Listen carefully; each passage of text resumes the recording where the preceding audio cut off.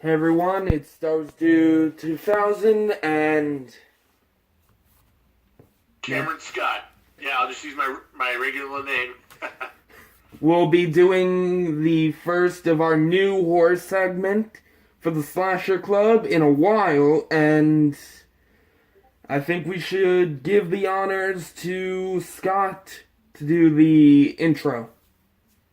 Yeah, so you just want like a synopsis then of the film, or? Yes. Okay, yeah, so I saw some of the reviewers. They had labeled it as like a kind of like a cash into slashers, but it's actually not. It's actually very interesting, very engaging, but ultimately the story is straightforward. It's a youth camp going out into the woods. I don't remember the exact area, but they're gathered around the campfire, and Max, I believe he's like the head counselor. He tells them about this story that just off in the distance there is a house that was owned by this homicidal killer named Madman Mars, and he killed his family, and that the townspeople tried to exact their revenge on him by hanging him and cutting him, but long story short, he survived the encounter, and enough so to go after these campers. And so the rest of the film is him, protecting his property, so to speak, and dispatching the campers.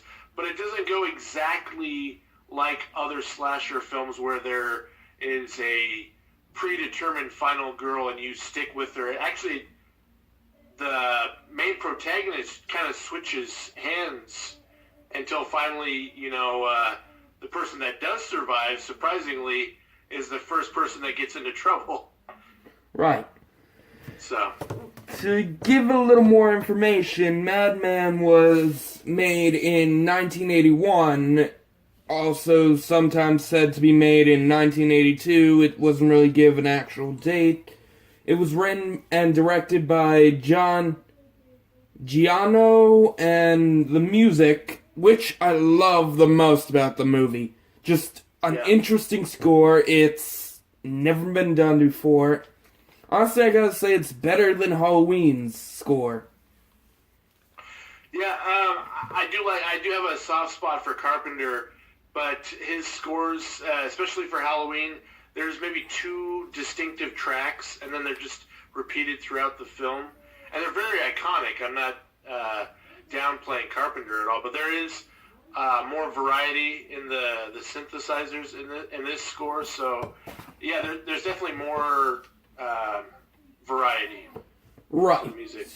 I just like the high tones in it. Like you said, the synthesizer, it just... Some people may call it ear rape. I call it something I'd want to be chased during a horror movie with. I think the music definitely matched the pace of the film, which is it's very chaotic. It's once it starts, it doesn't really let up. It has a continual pace, and it moves by really quickly. I didn't find myself bored at all throughout. I mean, I found myself thoroughly entertained throughout. So Right. And that song was actually written by a lesser-known composer named Stefan Horlick. I've never heard him before. Not in any movies I've seen. And it was actually originally based on the Cropsey murders, or Cropsey urban legend of New York, but they kind of had changed the premise due to a huge conflict with the burning. yeah, I saw something about that, and that would make it either the first or the second movie to be in conflict with the burning, because there's a movie that came out several years after the burning called Don't Go Into the House. But if you watch the movie, the original title was called The Burning, so I think they had to change. So I'm ashamed to say this, I have not seen The Burning yet, but apparently that film is a lot more influential than I realized. So. It was. I've actually seen it, and it was a bit cheap. It had an okay story, just a guy being burned alive. But, you know what, I think we should get back on topic. The Madman Mars was played by Paul Allers, which he has only been in a few films, like Static from 2009 and Caesar and Otto Meet Dracula's Lawyer. I'm guessing it was some comedy film. Ah, that's an interesting title. Yeah, but honestly, I like the premise, even though it was used later on in Hatchet, of a guy using not a machete, not a butcher knife, but an axe. A double-sided axe. And another thing that I like that is not utilized enough in horror films, there's a lot of slasher films that take place out in the woods. And to me, when I was a kid, the scariest thing is like the trees, like what is in the trees. And I like the fact that, he's like lurking around up in the trees. Like the first shot you get of him is just this horrifyingly creepy shadow of him in the trees. And it's like, that is a brilliant shot. Like, there are so many horror movies, they're out in the woods, and they just don't do anything with the trees. And the trees are a naturally, it can be a scary thing.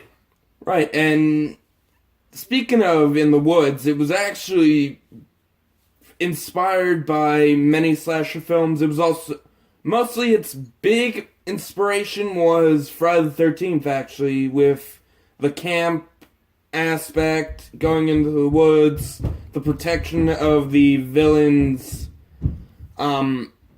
hideout. Just, I kind of gotta say, it was all... Some might mistake it for a rip-off of Friday the 13th. Yeah, but I do like the fact that there are some differences. Like, they didn't go, like, like, there are differences. Like, it wasn't just a bunch of horny teenagers. Like, that, like the Burning, you have these horny teenagers, which makes that seem more like a exact ripoff of Friday the 13th. I like that it's a youth camp, and there are varying ages to the people that are there. There's younger kids, there are teenagers, and then you have Max, who's an adult, like an actual older gentleman. So there's a variety in the ages, which is refreshing. So. And actually, you said there was a final girl. I actually remember there being a final guy, if you remember the man who almost got hit by a bus. Oh, yeah, no, that's what I meant was, with these types of films, there's normally a final girl, but this time there wasn't. Like, they were setting up, I think, Betsy was her name, I think. It seemed like they were possibly setting her up, and then the shock is she doesn't survive, she gets killed off, and it's Richie, the guy that summoned Madman Mars to begin with, that survives, so... It was kind of an interesting twist. And honestly, I wouldn't mind having maybe a sequel or a remake of this movie, because it was just so good. Yeah, I agree. It's like I said, there are critics out there that try to say that this is a copy and paste type of slasher, like it's very generic, but I definitely disagree. There's enough differences, enough things that they tried that are new, that make it interesting. I would definitely be up for a remake as well. Yeah. Right, so I guess we should get on to our favorite kills. I have a feeling, hopefully we don't pick the same one, but if we do, I'll default to another. If you want to go first. I've got to say Stacy, the first time which was played by Harriet Pace, which I have never seen a girl be decapitated by the hood of a car before. Yeah, I was going to say that was one of the most brutal kills I've seen in a slasher film, and that was one of my favorites. But on a more symbolic level, I think it was the first kill where I think the character's name was CP, and he gets hung, and I thought that was really interesting that that Madman was killing somebody in the way that he was almost killed. You know, it's I don't know. I don't remember too many other slashers where they like. I don't ever remember Freddy Krueger trying to burn somebody, or Jason ever trying to drown somebody. So you're kind of wrong. Jason did drown many people during the movie, and Freddy did burn that one guy in the crossover between Freddy and Jason. Oh, there goes my memory.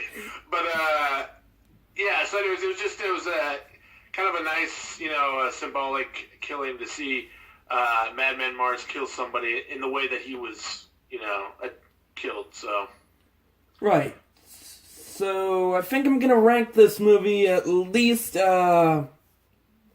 8 out of 10, yeah. I put it about 7.5 or an 8. It's a solid horror film. It's definitely one of those films that if you are a slasher fan, put it on your must-see list. It's definitely worth watching. It's about 90 minutes. It's not going to take up too much of your time. But there are plenty of creative kills. The antagonist, the killer, Madman Mars, is definitely worthy of, capturing your attention on screen.